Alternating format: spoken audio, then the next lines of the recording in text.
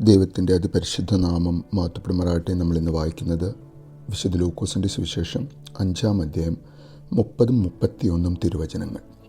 ഫരിസേയരും നിയമജ്ഞരും പിറുപിറുപ്പോടെ അവൻ്റെ ശിഷ്യരോട് പറഞ്ഞു, നിങ്ങൾ ചുങ്കക്കാരോടും പാപികളോടുമൊത്ത് തിന്നുകയും കുടിക്കുകയും ചെയ്യുന്നത് എന്ത്? യേശു അവരോട് പറഞ്ഞു, ആരോഗ്യമുള്ളവർക്കല്ല, രോഗികൾക്കാണ് വൈദ്യനെ ആവശ്യം. പരിശുദ്ധ തൃത്യേക ദൈവത്തിന് സ്തുതി.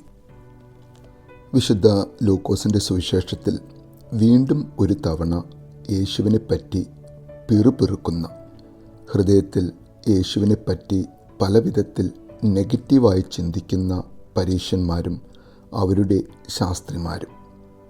തളർവാദ രോഗിയെ സൗഖ്യമാക്കുന്ന സന്ദർഭത്തിൽ ദൈവദൂഷണം പറയുന്ന ഇവൻ ആർ എന്ന് മനസ്സിൽ ചിന്തിക്കുന്ന നിയമജ്ഞരെയും പരീശന്മാരെയുമാണ് നാം കാണുന്നതെങ്കിൽ, ഇവിടെ അവർ അവരുടെ അഭിപ്രായം വെറുപ്പോടും അവജ്ഞയോടും കൂടി യേശുവിൻ്റെ ശിഷ്യന്മാരോട് തുറന്ന് പറയുകയാണ്.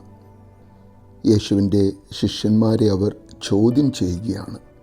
യഹൂദന്മാരായ നിങ്ങൾ ഗുരുവായി കൊണ്ടു നടക്കുന്ന നിങ്ങളുടെ നേതാവിൻ്റെ കൂടെ എന്തിനാണ് ചുങ്കക്കാരുടെയും പാപികളുടെയും കൂടെ തിന്നുകയും കുടിക്കുകയും ചെയ്യുന്നത് എന്ന ചോദ്യം.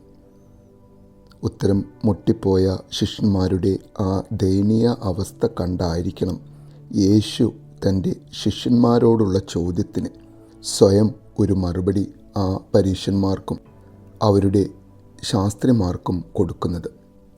ആരോഗ്യമുള്ളവർക്കല്ല, രോഗികൾക്കാണ് വൈദ്യനെ ആവശ്യം എന്ന ഉത്തരം. ഇവിടെ യേശു ഒരു രോഗിയെ സൗഖ്യമാക്കുന്ന സന്ദർഭമല്ല. താനൊരു വൈദ്യനാണ് എന്ന് ഇതിനകം അവരെല്ലാവരും മനസ്സിലാക്കിയിട്ടുണ്ട് എന്ന് യേശുവിനറിയാം. എന്നാൽ ഇവിടെ ആ ചുങ്കക്കാരെയും ലേവിയെയും ആരോഗ്യമില്ലാത്തവരായി യേശു ഇൻഡയറക്റ്റ്ലി സൂചിപ്പിക്കുകയാണ്.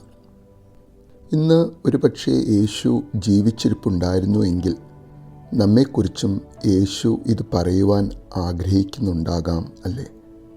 ചാൻസ് ഉണ്ട്. കാരണം നമ്മുടെ ആരോഗ്യം വീക്കാണ് എന്ന് അവൻ മനസ്സിലാക്കുന്നുണ്ടാകും. എന്തിൻ്റെ ആരോഗ്യമാണ് നമുക്ക് കുറവുള്ളത്? നമ്മുടെ ആത്മീക ജീവിതത്തിന് വേണ്ട ആരോഗ്യം, നമ്മുടെ ആത്മാവിൻ്റെ ആരോഗ്യം. അറിഞ്ഞും അറിയാതെയും നമ്മുടെ പാപങ്ങളാൽ തളർന്നിരിക്കുന്ന, നമ്മുടെ നല്ല ആത്മീക ചിന്തകളുടെ ദാരിദ്ര്യം അനുഭവിക്കുന്ന, നല്ല പോസിറ്റീവ് തിങ്കിങ്ങിനുള്ള ആരോഗ്യം ഇല്ലാതിരിക്കുന്ന നമ്മുടെ മനസ്സ്, അങ്ങനെയുള്ള നാം ഓരോരുത്തരുടെയും വൈദ്യനാകുവാൻ ഇച്ഛിക്കുന്നവനാണ് യേശു. ആത്മീക ആരോഗ്യം ഇല്ലാത്ത ഒരു വ്യക്തിയാണ് എന്ന ബോധ്യം ഉൾക്കൊള്ളുവാൻ സാധിക്കുന്നുണ്ടെങ്കിൽ നമുക്ക് താഴ്മയോടെ പശ്ചാത്താപമുള്ള ഹൃദയത്തോടെ അവനിലേക്ക് നോക്കാം.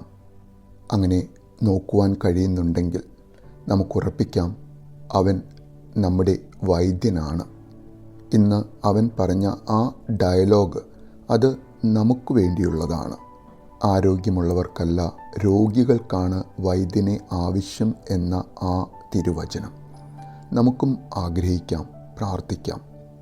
ഈ വൈദ്യൻ നമ്മുടെ ജീവിതത്തിലും ഇടപെടുകയും നമ്മുടെ കുറവുകൾ കണ്ട് നമ്മുടെ പാപങ്ങൾ മായ്ച്ചു തന്ന് നിത്യമായ ഒരു ആത്മീക നിർവൃത്തി, ശാശ്വതമായ ഒരു ആത്മീക സന്തോഷം നമ്മിൽ നിറയ്ക്കുവാൻ, നമ്മുടെ ജീവിതാന്ത്യത്തോളം ഒരു ആത്മീക ചൈതന്യം കൊണ്ട് നമ്മെ ഓരോ ദിവസവും മുന്നോട്ട് നയിക്കുവാൻ യേശു എന്ന ആ വലിയ വൈദ്യൻ്റെ ഒരു അരുമ ശിഷ്യനാകുവാൻ നമുക്കും ആഗ്രഹിക്കാം, പ്രാർത്ഥിക്കാം. നല്ലൊരു ദിവസം നേരുന്നു.